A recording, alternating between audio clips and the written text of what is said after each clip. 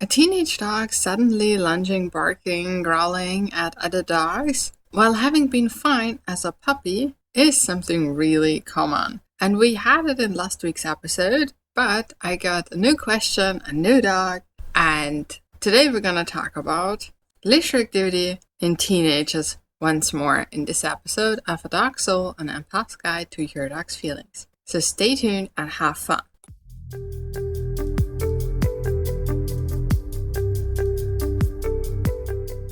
Alright, so we're talking about Jimmy, an 8-month-old boxer. So he's just entered teenage phase. Again, this is very common. He was totally fine as a puppy. He played with every other dog, so mom said. And now he starts lunging and barking at other dogs. It's not very bad yet, but mom is concerned because, let's be honest, Jimmy is a boxer and boxers are strong dogs. They are big dogs. And if this manifests any further, we could have a real problem. So this was why I got this question. And I find it awesome that mom is already up to helping her dog. Now, what happens in teenage phase is that the brain development is going crazy. So there are all those new hormones, there are all these new things, and a part of the question was if it would be a good idea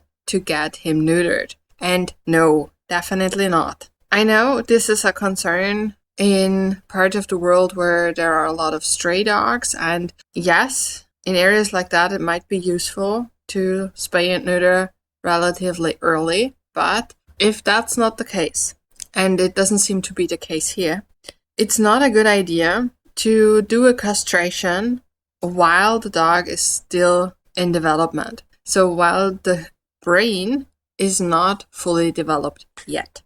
Because sex hormones are super important for brain development. And if you do the castration while the brain is not done yet, you more or less freeze the brain in the current state. So if you have a completely insane teenage dog and you do a castration, that situation will prolong for a longer period of time than it usually would.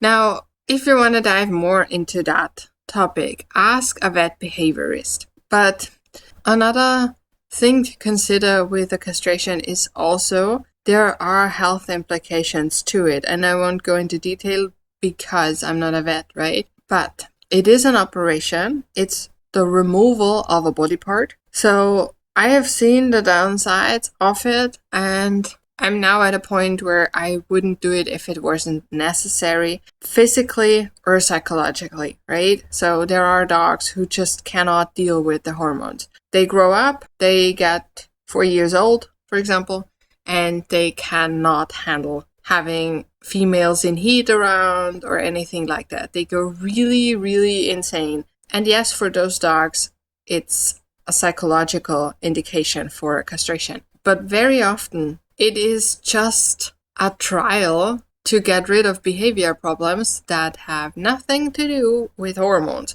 And that usually doesn't work. So it's painful and it doesn't help. And that's why I'm very careful with the whole thing and why I would always try to work on it in a different way first. Now, having said that, we also know that a brain in development means we have more stress. It's the same thing for our dogs, and we have talked about this last week as well.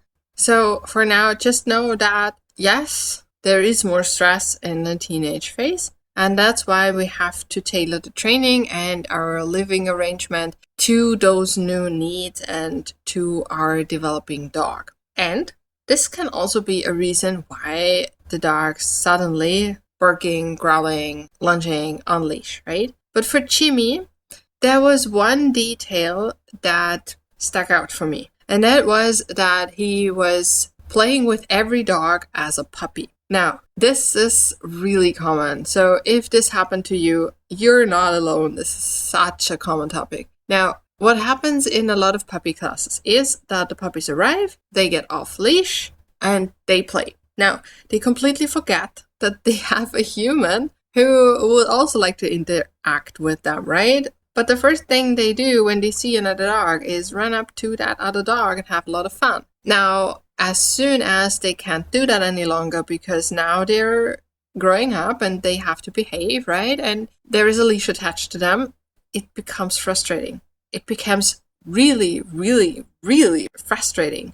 So I would think that this happens to Jimmy as well. Now, what we need is a new connection between other dogs and what happens, right? So now other dogs mean a maximum of excitement. And what we want is the dog doing something calm with mom. So now for Jimmy, he sees another dog. He gets super, super excited. He wants to go there. He wants to play. He's already anticipating an awesome time. But then there is this stupid leash, and that stupid leash is holding him back. So he's getting frustrated. He's getting agitated. He's getting angry, right? Frustration leads to anger. And he wants to get rid of that thing. And very often, and I don't know if this is just me, but I have seen it in boxers a lot. Tell me in the comments if you have made the same experience. They start leash biting. That's not just a boxer thing, but I see it in boxers a lot. And that's the outlet of the frustration. That's when frustration turns to anger. And yes, it might not be aggression yet. Now, does this turn to aggression in every dog? No, definitely not. But if there is a possibility for something to turn into aggression, I would address it rather sooner than later, right? So we need to connect calmness somehow. And a very easy trick to do that is to start scatter feeding. Teach a dog to pick stuff up from the ground. Because as soon as the nose goes down and the neck stretches, we have a little bit of a calming effect. We can also work with a lot of things like isometric exercises where you offer the dog pressure and the dog can lean into you, or a relaxation cue where you can influence the stress level for just a second so that you can ask your dog to do something else. All these things. But the first step would be to teach Jimmy something that he can actually do that is also rewarding for him, right? So scatter feeding might be a very good idea. Not every dog can start that right away because it's a very calm thing to do, right? And if the excitement level is too high and we ask something very calm from the dog, they might not be able to do it. So if Jimmy is already in his frustration, anger cycle thingy, the only thing we might be able to do is walk away. But we have to catch that early, right? So what we can do is we can watch the body language. So as soon as we see the body language change from relaxed, so just look at how your dog looks like when he's walking in a relaxed way. How does the tail look? I don't know if Jimmy still has a tail. Sometimes in some countries it's still allowed to cut it off in some breeds. And if you're considering that, never do it. Never, never, never, never do it. It's unnecessary, it's painful, it restricts the communication options the dog has, so completely disadvantageous, right? So, but even in short-tailed dogs, we can see how the tail looks like in a calm state. If the tail changes, that might be an indication for excitement. If the hackles go up, right? So the hair on the back of the dog stand up. If the dog starts staring at something, if the head goes higher or lower, for some herding breeds, if they crouch down. So if the legs are bent more or less, the dog's leaning forward or backward.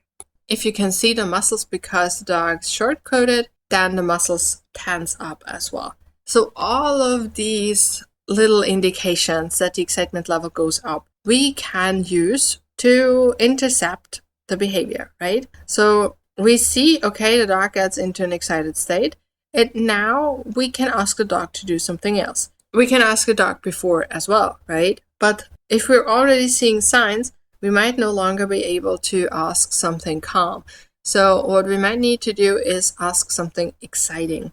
And that might sound a little bit counterintuitive, right? Because we want the dog to switch from an excited connection to a calm connection with other dogs. But if we are so off in what we ask of them. They might not be able to do it. So for Jimmy, as soon as he starts getting excited, mom can invite him to play and play while moving in the other direction. And then we can do the scatter feeding as well, right? So we can lead from the excitement to less and less and less exciting things until we are at the calm thing. Now, that looks different for every dog, right? And we would have to see how Jimmy responds to these offerings. And another thing we definitely would need for a dog like Jimmy is social contact, because it sounds like social contact and interactions with other dogs is very important for Jimmy. So meeting a friend, right? Since Jimmy has played with every other dog, he already has friends probably. Meeting them and doing a little walk together, not too long, right? But a short walk where they can sniff around, they can play, and also mom can invite him to play with her and to do stuff with her as well. Just to remind him that there's still a human around and that it's also fun to interact with that human. And of course, the more you have already made that connection, human equals fun, the easier it is to get your dog interested in anything but the other dog, right? So yes, we need to do easy reps, short sessions with teenage dogs, but we can also do them at home, and we can include fun stuff at home. So being overly strict or having some kind of dominance, whatever training style, backfires in cases like this, even more than it does in other cases. So the more your dog sees you as somebody who he can rely on and who he can have fun with, the more your dog will be open to these suggestions, right? And having fun with our teenage dogs helps us get through that phase easier as well, right? That's it. I wish you a lot of fun training. Don't forget to like and subscribe, and we'll see each other next. Bye.